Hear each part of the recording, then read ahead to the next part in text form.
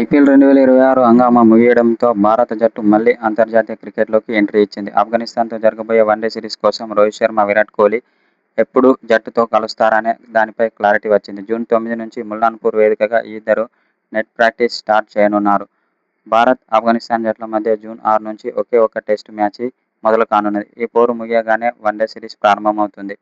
Rohit Sharma, Virat Kohli June 9న ముల్లాన్పూర్కు చేరుకొని June 9 నుంచి 11 వరకు 3 రోజుల పాటు నెట్ ప్రాక్టీస్ చేయనున్నారు. అనంతరం జూన్ 13న ధర్మశాలలో జరిగే ఫస్ట్ వన్డే కోసం జట్టుతో కలిసి అక్కడికి వెళ్లనున్నారు.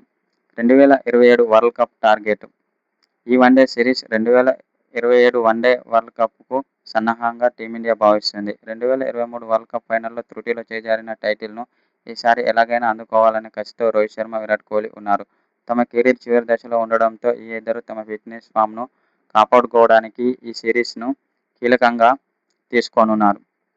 అయితే ఈ సిరీస్కు 6 నెట్ బౌలర్లతో బరిలోకి దిగనున్నది టీమిండియా. ఈ ప్రాక్టీస్ సెషన్ కోసం బీసీసీఐ ఏకంగా 6 నెట్ బౌలర్లను సెలెక్ట్ చేసింది. ఇందులో ఐపీఎల్ 2026లో తన వేగంతో అదరగొట్టిన మయాంక్ యాదవ్ సైతం ఉన్నాడు.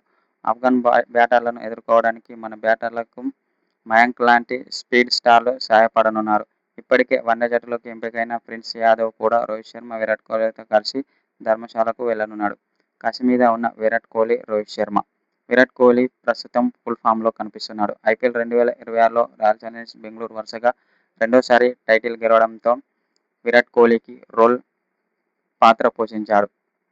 టోర్నమెంట్లో 675 రన్స్ చేసి సూపర్ ఫామ్లో ఉండగా, మరోవైపు రోహిత్ శర్మ ఐపీఎల్లో ఈసారి ఆశించిన స్థాయిలో ఆడలేకపోయాడు.